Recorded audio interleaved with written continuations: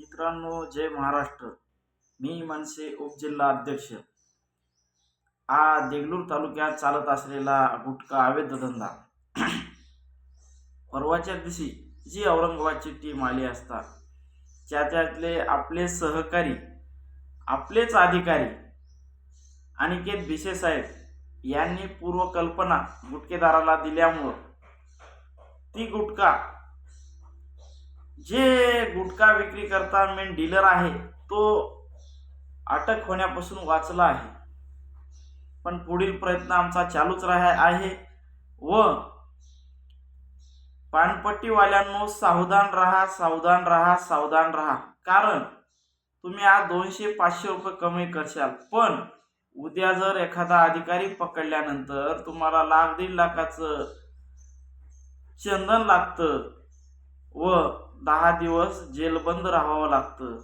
त्यासाठी तुम्ही सावधानी बाळगणं जरुरी आहे. व जे काही अधिकारी वेळोवेळी आजपर्यंत सूचना दिलेली आहे ते अधिकाऱ्यांना SP ऑफिसचे अधिकारी असो, DIG ऑफिसचे राहो, ते त्यांच्या संपर्कात असल्यामुळं तो आजपर्यंत वाचल्या गेलेले आहेत. पण येत्या काही दिवसामध्ये तो मेन डीलर पकडल्याशिवाय राहणार नाही, तुमचा आका पकडल्याशिवाय राहणार नाही. मी मंगळवारी नांदेड येथे अन्न व प्रशासन अधिकारी यांच्या ऑफिसमध्ये ऑन कॅमेरामध्ये अनिकेत भिसे साहेब यांची व्हिडिओ घेऊन व्हिडिओमध्ये विचारपूस करणार आहे. देगलूर तालुक्यात गुटखा चालू असून सुद्धा तुम्ही का बरं बंद करत नाही यांच्यावर आणि काही दुकानदाराचे, काही जर्दा स्टोरचे नावं दिले असता ते नावं यांनी डायरेक्ट सांगितले आहेत की असे माझ्यापाशी तुम्ही सावधान राहा. अशा बातम्या त्यांनी देत आहेत. ते द्यायला नाही पाहिजे होतं. तुम्ही माझ्यावरती गुन्हे दाखल करा गुटखा चालू नाही म्हणून देगलूर तालुक्यात, पण जी मी माहिती देत आहे ती माहिती जनतेपर्यंत पोहोचू नका. मी तुम्हाला हात जोडून विनंती आहे. आणि पोहोचलं तर मला काहीच होत नाही.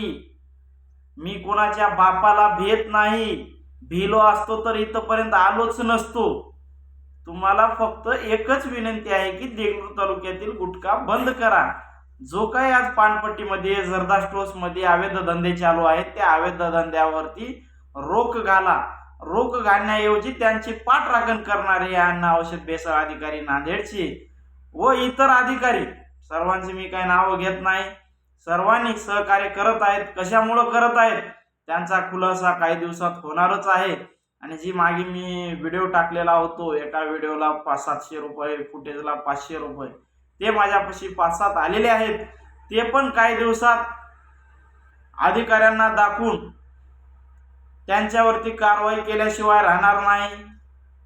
मी मनसे उपजिल्हा अध्यक्ष,